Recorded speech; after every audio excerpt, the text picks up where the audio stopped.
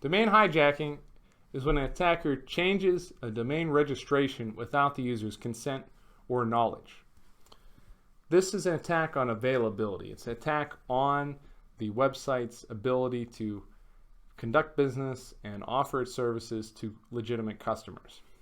Okay, and this can cause financial impacts for the company or other issues until this problem is solved. Say this is a web application like an email server or a bank login.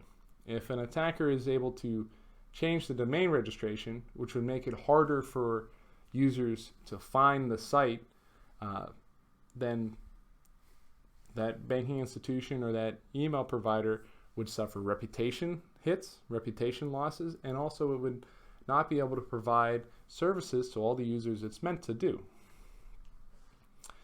Attackers can also change the site or change, by changing the registration, they would point users to a different site that can be infested with malware and be used to scam legitimate users by having nearly identical login fields where users would log in like they would normally with the legitimate site, but now this is a fake site owned by the attacker, and it's used to harvest user credentials and infect their system with malware.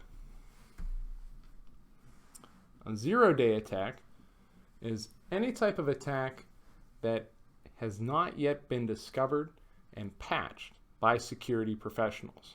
So this is an exploit that is not yet known to the security field.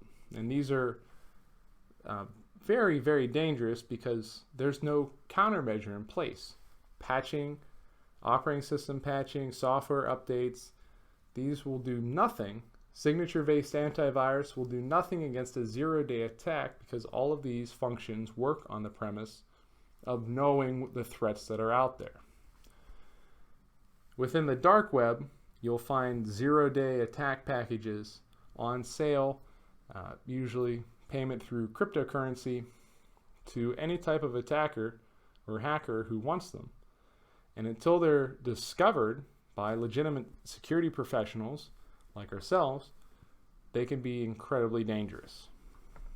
It's called zero day because the days since the patch has come out is zero, because there is no patch for this type of attack currently.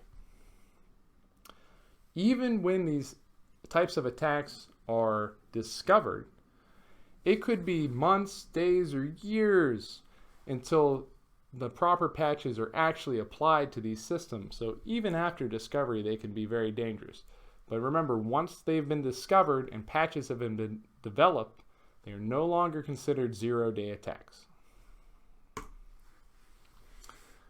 A replay attack is when an attacker uses a communication, like an email or chat, and then sends that off with some alterations to a target user. This could even include encrypted traffic, because the attacker can copy the entire encrypted message and send it off. It will look legitimate because it is a legitimate encrypted message, but it has just a few alterations with it to fool the target. This is often used with financial fraud, particularly say you have a financial institution and there's internal emails requesting transfers of certain amounts of funds, or even just a large corporation.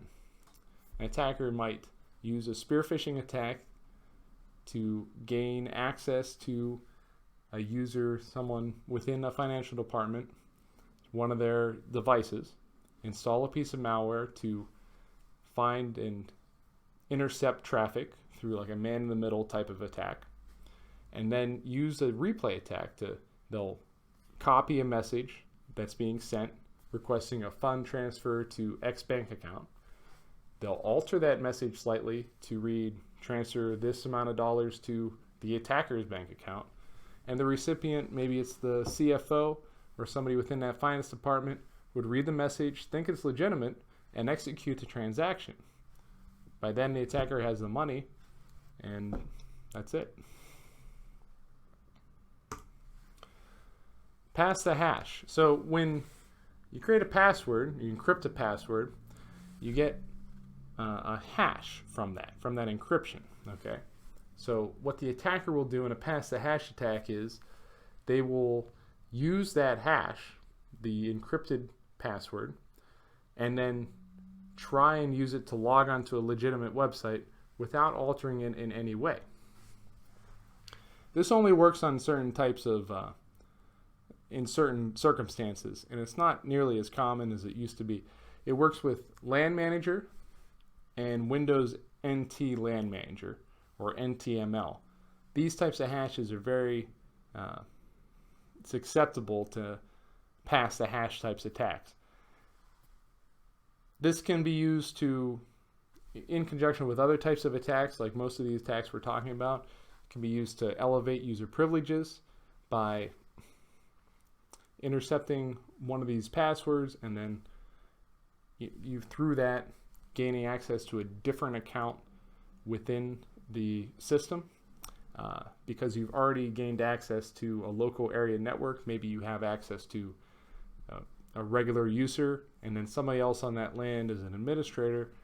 By intercepting these messages and then passing the hash using an administrator's password, you're able to log into an administrator account. Basically, you prevent these types of attacks by not using LAN-MAN and NTML or NTLM, and these types of systems are really just, they shouldn't be used anymore anyway. They're legacy systems or legacy protocols.